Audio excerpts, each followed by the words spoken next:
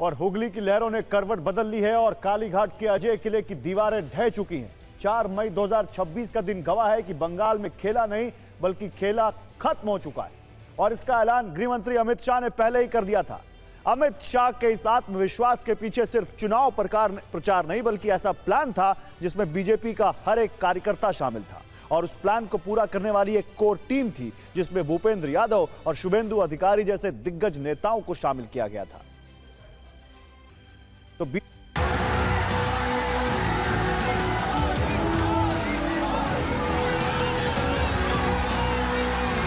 बिहार ने बंगाल में भाजपा की विजय का रास्ता भी बना दिया है।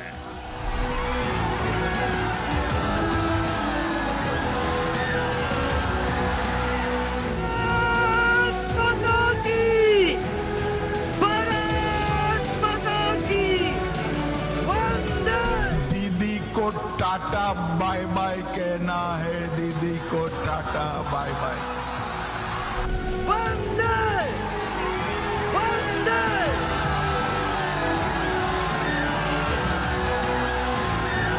नया सरकार बंगाल को मिल रहा है, वो विकास तरक्की की काम करेगा।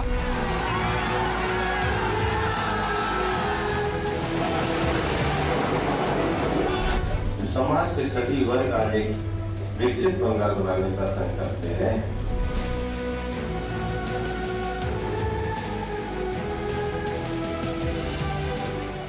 अब कालीघाट की गलियों में हार का सन्नाटा और मुरलीधर सेन लेन पर जीत का शोर है।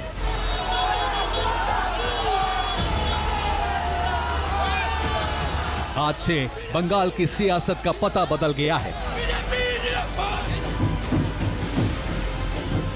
सत्ता की जो चाबी सालों से कालीघाट की तंग गलियों में कैद थी, आज वो मुरलीधर सेन लेन के भगवा दफ्तर में बीजेपी के लिए सिंहासन तक पहुंचने का दरवाजा खोल रही है।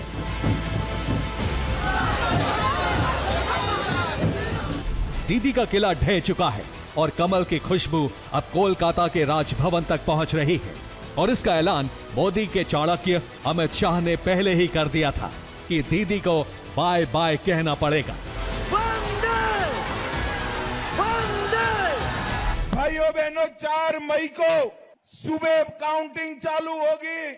8 बजे बैलेट बॉक्स खुलना शुरू होगा। 9 बजे पहला राउंड, 10 बजे दूसरा राउंड, 1 बजे काउंटिंग समाप्त और बीबी दीदी टाटा गुड बाय।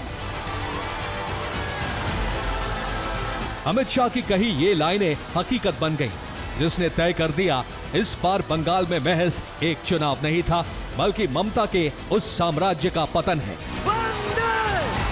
जिसको उखाड़ फेंकने के लिए बीजेपी कई सालों से संघर्ष कर रही थी।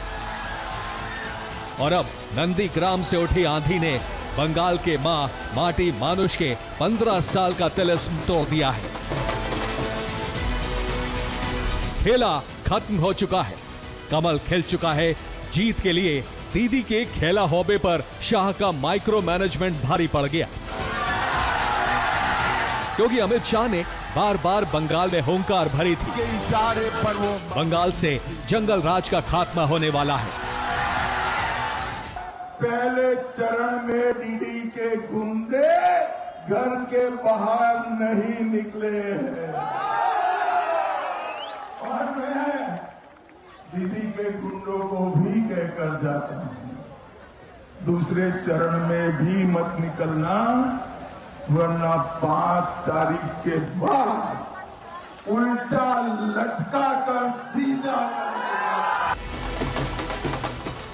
ये जीत बीजेपी की संगठनात्मक शक्ति की है, बीजेपी के माइक्रो मैनेजमेंट की है। ये जीत बीजेपी के हर कार्यकर्ता की है।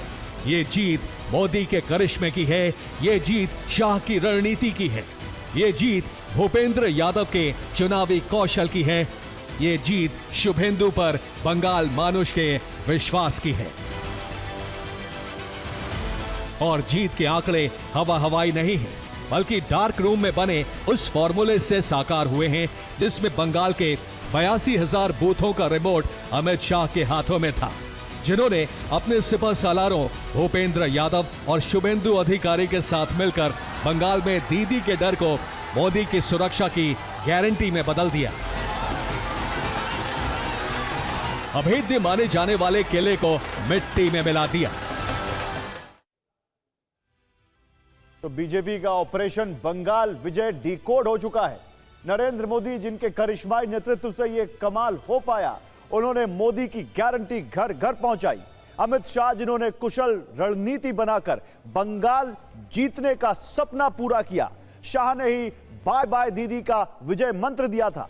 भूपेंद्र यादव जो बंगाल प्रभारी हैं, उनके उत्तम चुनाव प्रबंधन को से शाह का माइक्रो मैनेजमेंट का फॉर्मूला सटीक साबित हो पाया। और इस टीम में शुभेंदु अधिकारी जिन्होंने जीत का नैरेटिव सेट किया और दीदी पर लगातार प्रहार करते रहे। इसके अलावा बंगाल बीजेपी अध्यक्ष समीक भट्टाचार्य केंद्र से संगठन सेतु का जिन्होंने काम किया और कार्यकर्ता से समन्वय बनाए रखा। शाह के माइक्रो मैनेजमेंट ने कमाल कर दिया। बंगाल में 12,000 स्ट्रीट कॉर्नर सभाएं की गई, 1,65,000 आंगन बैठकें बीजेपी द्वारा की गई, 82,000 बूथ को चुनावी वॉर रूम से कनेक्ट किया गया। हर बूथ पर सप्तर्षि प्लान यानी हर बूथ पर 7 बीजेपी सदस्यों को जिम्मेदारी दी गई। पन्ना प्रमुख की नियुक्ति की गई जिससे बीजेपी का प्रचार हर व्यक्ति तक पहुंच सके। लोगों का भरोसा नरेंद्र मोदी जी और भारतीय जनता पार्टी पर है। भय भी है, भय इस बार तृणमूल कांग्रेस को जनता का भय है। तो भय में बड़ा परिवर्तन आया है। पहले तृणमूल के गुंडे जनता को भयभीत करते थे, अब जनता से उनके गुंडे और टीएमसी स्वयं भयभीत। ममता का जादू उतरा, मोदी की गारंटी ने बंगाल को भगवा कर दिया है। सिंडिकेट राज का सूर्यास्त हो चुका है। अमित शाह के माइक्रो मैनेजमेंट का उदय हो चुका है। 4 मई की तारीख बंगाल के इतिहास में ममता के महाप्रस्थान के नाम पर लिखी जाएगी। और बंगाल में बीजेपी का वो कार्यकर्ता भी खुशी से झूम रहा है जो जीत की आस कई सालों से लगाए बैठा था।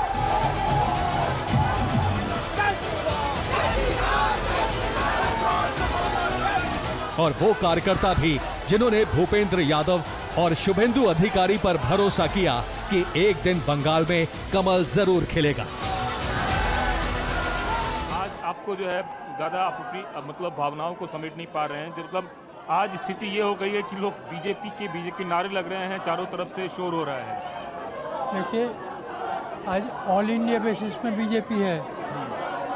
हम लोग जब स्टार्ट किया था तो बीजेपी कहाँ था? 2 ही थे एमपी, बाद में 2 ही एमपी था, आज यहाँ पहुँच गए।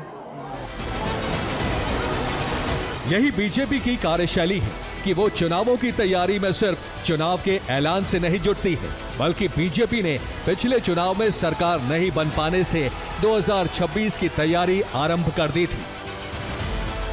जिसके मुख्य रणनीतिकार अमित शाह थे, उन्होंने संगठनात्मक इंजीनियरिंग का कौशल फिर से दिखाया। सबसे निचले कार्यकर्ता से अभियान की शुरुआत की और मिशन तक आखिर तक जुड़े रहे, जब तक कि बंगाल में कमल सत्ता से सिंहासन तक आसीन नहीं हो गया।